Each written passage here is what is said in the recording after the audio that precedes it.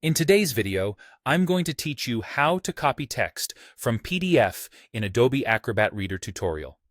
By the end, you'll know exactly how to check whether a PDF allows copying, select the text you need, and move it into your document, email, or notes with confidence.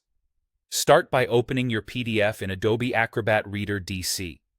If double-clicking the file opens it in a web browser instead, right-click the PDF, choose Open With, and select Adobe Acrobat Reader DC. Using Reader ensures you have the right tools and permission checks available. Before you try to copy, it's important to confirm the PDF actually allows it. Some PDFs are protected by their creators, which can block copying. Right-click anywhere on the page and choose Document Properties. In the window that appears, head to the Security tab. Look for the Document Restrictions summary and find Content Copying. If it says Allowed, you're good to proceed. If it's not allowed, copying text from this document is disabled by the document's security settings, and the reader won't let you copy the text directly. Assuming copying is allowed, right-click the document and choose Select Tool. This is the cursor icon that lets you highlight text. Your pointer should change to the text selection cursor.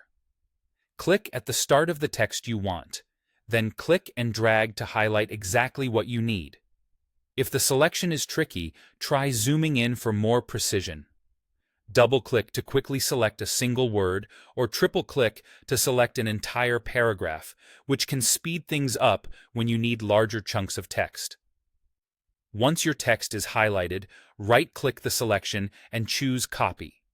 That copies the text to your clipboard so it's ready to paste. If you prefer keyboard shortcuts, you can press Ctrl+C on Windows to copy after highlighting. Now open the destination where you want the text to go.